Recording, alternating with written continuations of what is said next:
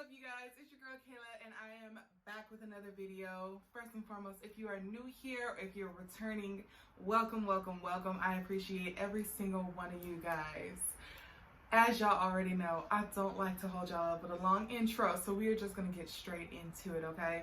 If you are looking for a donor, if you're looking for a sperm donor, this video is for you. Y'all already know I have some other videos on choosing your sperm bank and choosing a donor from your sperm bank, but there was a time when, my cat is wearing a shirt and it's just sagging off his shoulders. Anyways, I'm gonna let him live his life though. I once was going with a known donor, and so I haven't really done too many videos on choosing a known donor, the pros and cons of doing so, and things to ask yourself when you're trying to find that donor. So this video and the next video are going to be all about getting into details about that. But for starters, if you're still wondering on whether or not you want a sperm donor, I'm going to go over some questions that you should ask yourself, and it should be able to give you some clarity on whether or not this is good for you. So, I brought notes.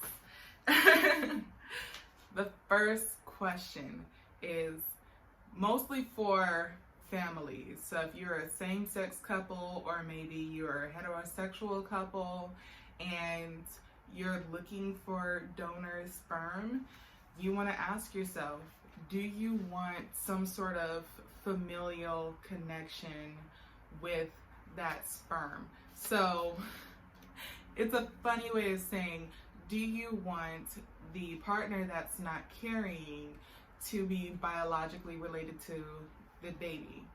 If that is a yes, then you'll probably want to look for donors within your family. So if it's a male partner, maybe looking to see if he has brothers or, male cousins, or, somebody close within the family to donate. Obviously, you're not going to be looking at your own siblings.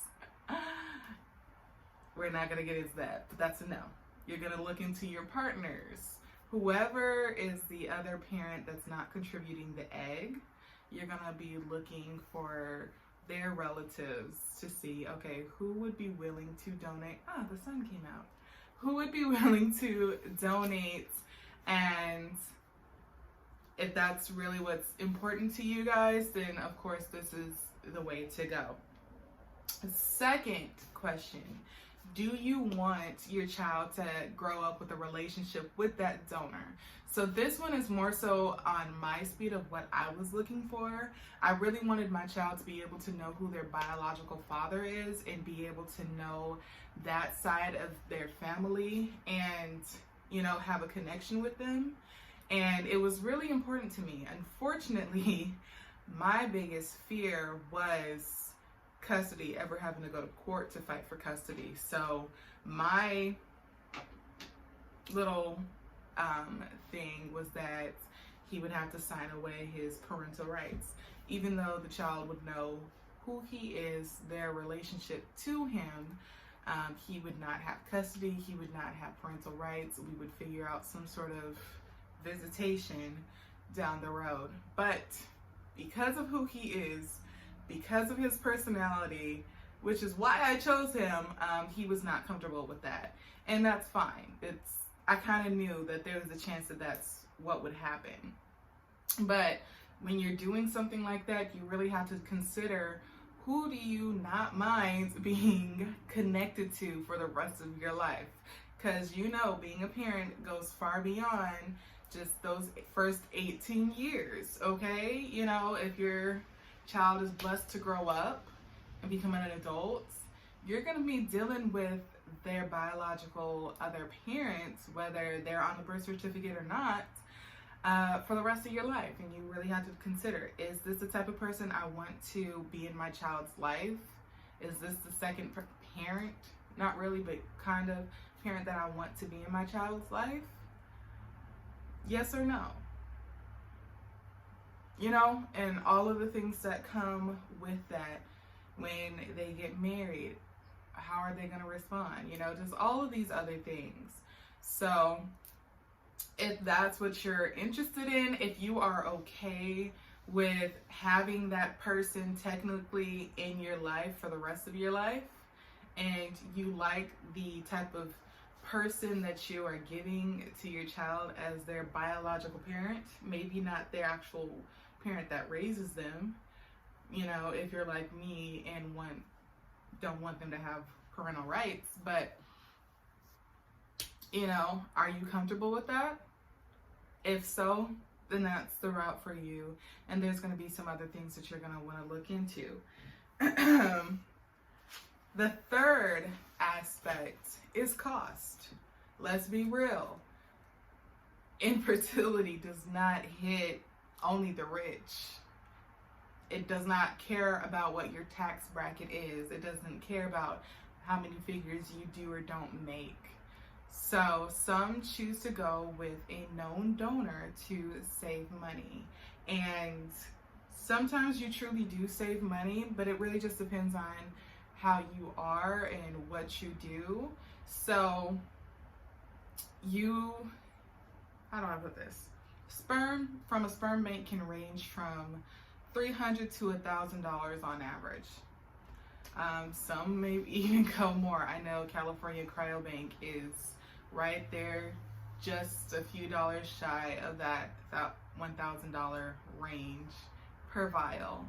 So you really have to think about, okay, what am I doing here? You know, like, do I want to spend that much money? Can I spend that much money? Some people can't afford to spend that much money per vial. You would much rather spend that money on baby stuff down the road. And you may not want to go to a different sperm bank. Maybe you can't really find too many sperm banks in your area that are of lower cost.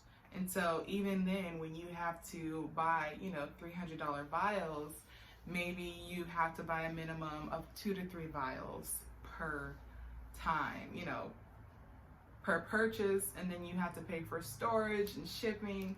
There are so many different factors. If you can afford it, great. And I'm not saying that's the case with everybody. I'm not trying to talk you out of using a sperm bank. Even I'm using a sperm bank. It's just, these are the facts. So when you go with a known donor, you may be able to save money in some areas. You're not paying $300 to $1,000 per vial. But then you have to decide, what are you sacrificing? Are you going to get all the genetic testing done? Are you going to ask them those heavy questions? Do you feel comfortable asking them those heavy questions?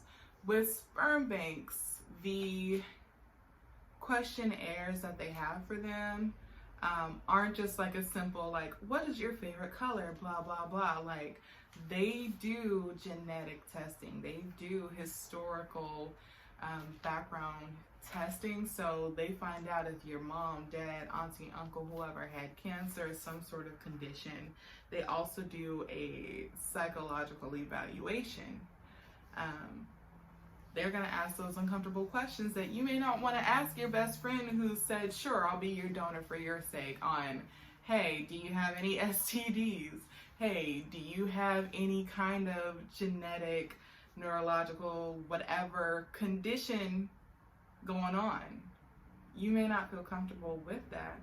And if you don't feel comfortable with it, you have to ask yourself, are you comfortable not knowing? And if you're fine not knowing, you trust your odds and everything else, then by all means, go ahead and do it. There are plenty of people who do it and their babies turn out fine.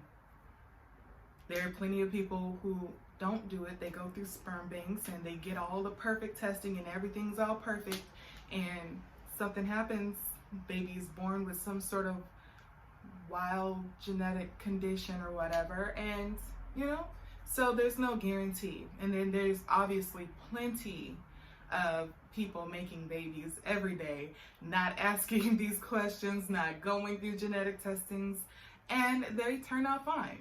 We are. The majority of us watching this video are those babies, whether we're planned or not. Our parents probably weren't asking each other about their psychological backgrounds and their family, and you know, I mean, hopefully they did, but I know my parents probably didn't ask each other, hey, do you have this mental condition? Do you have this? I mean, they were married, but I don't think they knew they were both crazy. I love y'all, by the way, Mom. But, you know, it is what it is. So if you're okay with the odds, if you're okay with not asking certain questions, by all means, go ahead and do it. Or if you're like me and you want to ask those questions, then go ahead and tune into the next video, because I'm going to break those questions down. Things that you should be asking yourself, things that you should ask your sperm donor before you buy, or before y'all go into that sperm donor agreement, different things that you need to consider, contracts that you should consider, and different things like that. It does sound daunting when you start looking at it, until you truly start digging into it and looking at it. You know, then you'll realize, okay, this isn't actually as daunting. There are places that will talk you through it. There are lawyers that can just break it down to you in layman's terms, be like, hey, you know what? This is what I'm doing. This is what I'm trying to do. I don't understand what I need to do to prepare myself for this. And they will break it down for you. There are plenty of legal forms online that you can find as well. Available to you. You don't have to pay for it. You just print it up and get it signed. And yeah. And there's also like loopholes around certain legal things. You know, you can really, I don't want to say customize it, but you can really make it into the experience that you want it to be. I know there are just certain things that we can't control when we're trying to conceive, but then there are other things that we can. And you can really just make your experience out to what you want it to be in those situations. So, if you like this video, if you want to know more, go ahead and hit that like button. Don't forget to share this video, hit that subscribe button, and don't forget to turn on that notification bell so you're notified every Sunday when I upload. If you have any more questions or anything, go ahead and drop them in the comment section down below, and I'll be sure to get back to you ASAP, either in that comment box or I'll make a video about it. But until next week, bye.